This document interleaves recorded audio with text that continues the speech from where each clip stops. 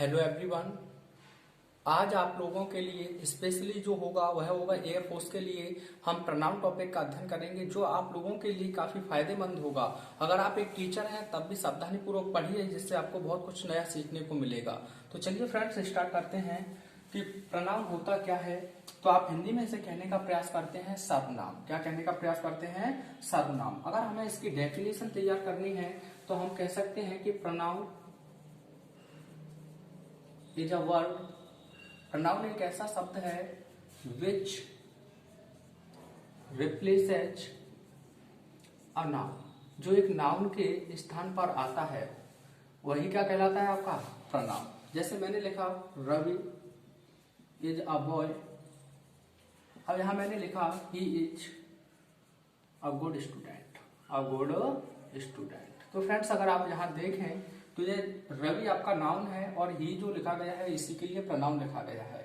तो फ्रेंड्स अगर आप यहाँ रवि लिखें, क्या लिखें? रवि, तो यह सेंटेंस देखने में थोड़ा भद्दा लगेगा, तो इसीलिए आप कह सकते हैं कि टू अवॉइड इट्स रिपीटेशन, यानी कि इसी के रिपीटेशन से बचने के लिए हम प्रनाउन का यूज करते हैं।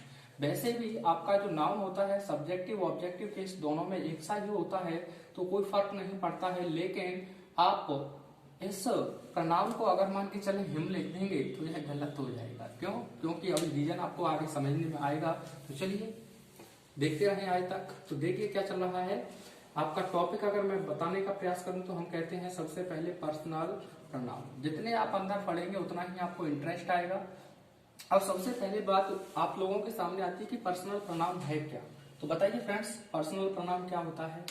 तो आप कहेंगे कि personal pronoun that refers a person, यानी कि जो एक पर्सन को रेफर करता है वही आपका पर्सनल प्रनाउन कहलाता है। क्या कहलाता है?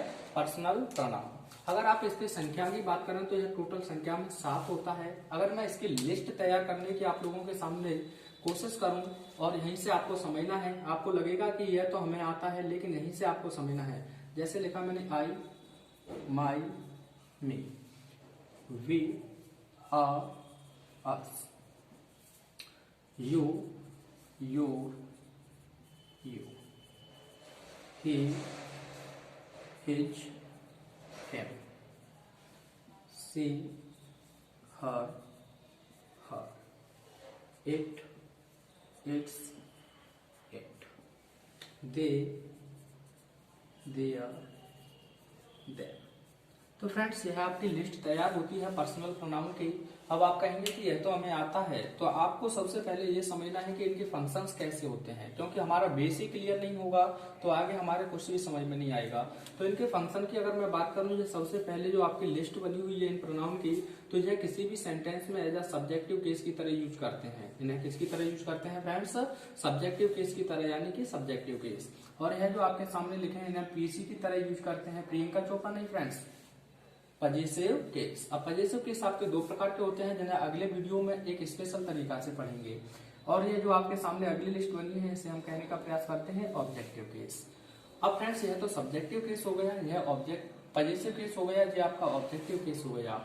अगर फ्रेंड्स इनके फंक्शन की बात करें, किसकी बात करें? फंक्शन की, तो आई अपने आप में सिंगुलर होता है, तो इसका एग्रीमेंट हमेशा सिंगुलर हेल्पिंग वर्ब से बनाया जाता है। किससे बनाया जाता है?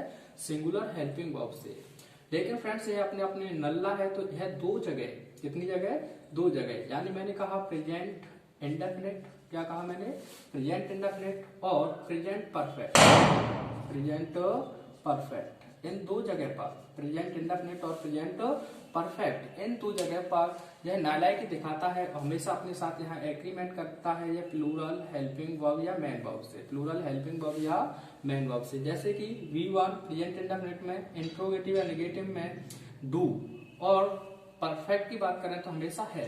अगर वी की बात करें तो फ्रेंड्स ये अपने आप में प्लूरल ही होता है, तो यह हमेशा अपना जो एग्रीमेंट है वह प्लूरल हेल्पिंग वर्ब से ही बनाता है। किससे बनाता है? प्लूरल हेल्पिंग वर्ब से। यू की बात करें तो फ्रेंड्स यह अपने आप में सिंगुलर भी होता है, यह अपने आप में प्लूरल भी होता है। जैसे मैंने कहा तुम एक अच्छे छात्र हो, तुम्हारे एक के लिए यूज हुआ है तो सिंगुलर है। मैंने कहा तुम सब अच्छे छात्र हो, तो यह प्लूरल के लिए यूज हुआ है। लेकिन इनसे आपको कोई मतलब नहीं है, लेकिन आपको मतलब जो है ये हमेशा एग्रीमेंट जो बनाता है प्लूरल हेल्पिंग वर्ब से बनाता है। एग्रीमेंट किससे बनाता है? प्लूरल हेल्पिंग वर्ब से।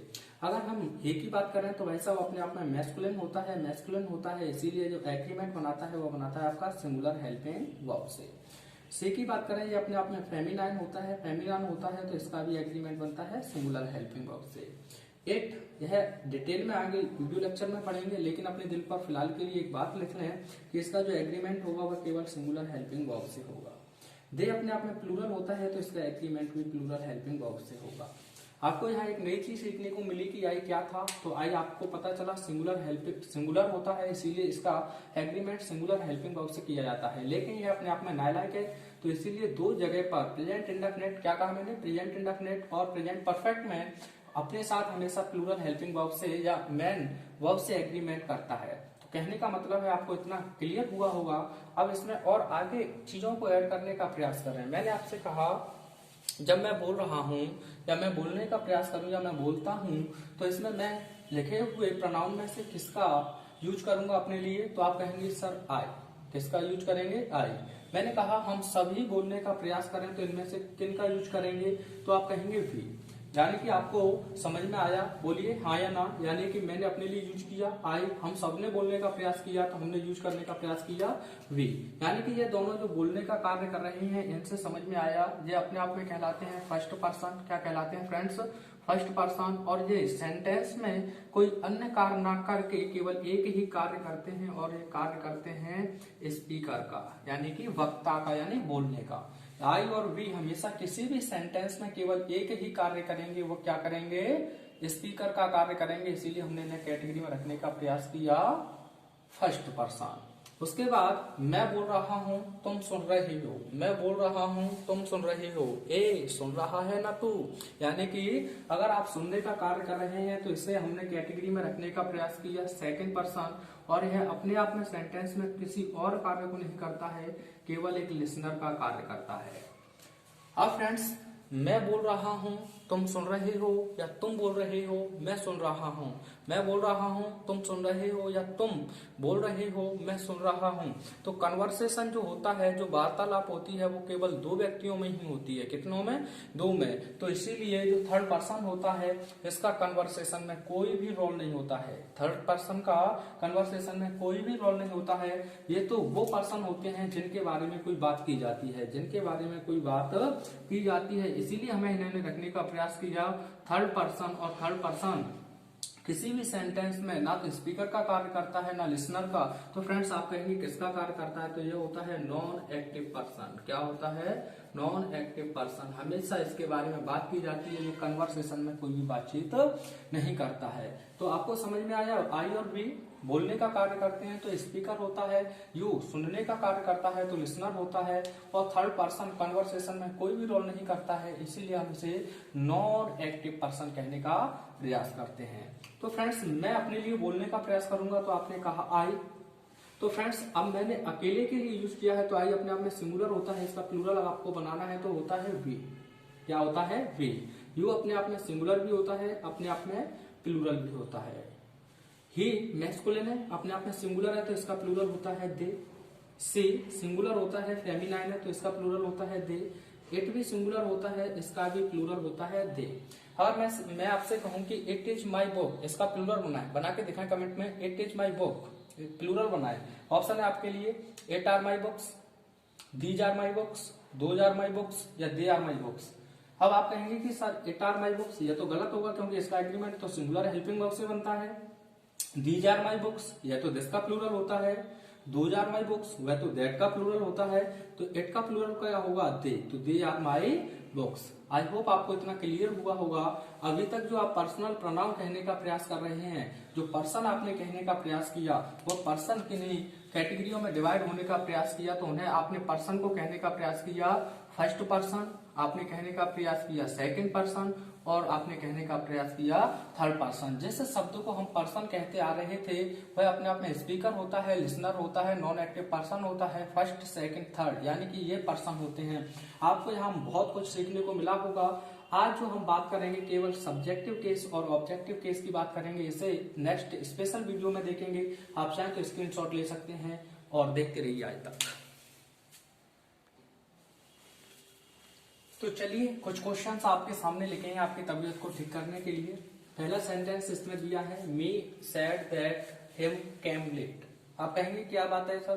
तो आप जानते हैं किसी भी सेंटेंस में तीन चीजों का बड़ा रोल होता है, सब्जेक्ट, वर्ब और ऑब्जेक्ट। इन चीजों को आप बहुत अच्छे से जानते हैं। किसी भी सेंटेंस में इन तीन चीजों की बहुत आवश्यकता होती है।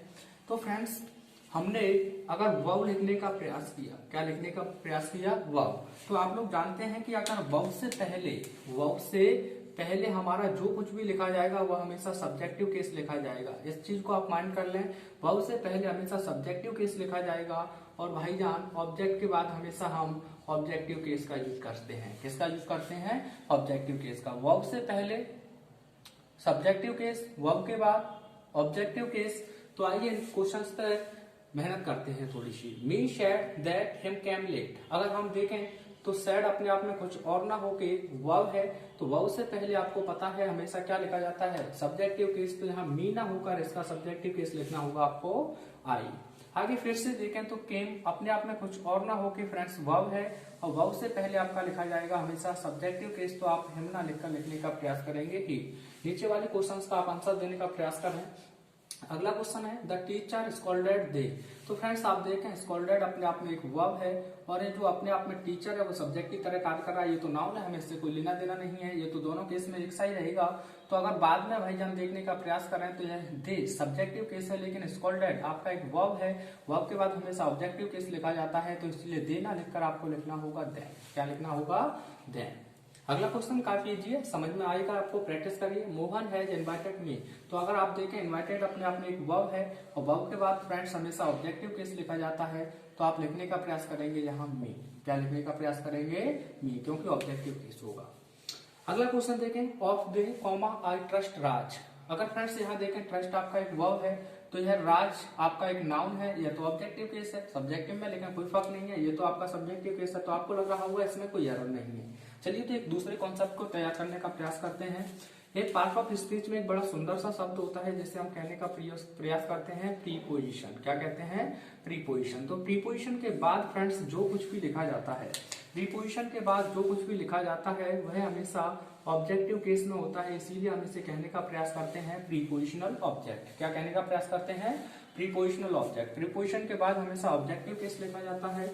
तो आइए क्वेश्चन को देखते हैं। क्वेश्चन में दिया है आपको ऑफ, यह अपने आप में कुछ ना, ऑफ अपने आप में एक प्रीपोजिशन है, और प्रपोजिशन के बाद आपको हमेशा ऑब्जेक्टिव केस लिखना है। लेकिन फ्रेंड्स ये दे तो अभी हमने पढ़ा सब्जेक्टिव केस है, तो इसका हमें ऑब्जेक्टिव केस लिखना होगा। तो आप लिखने का प्रयास करेंगे देन। क्या लिखने का प्रयास करेंगे?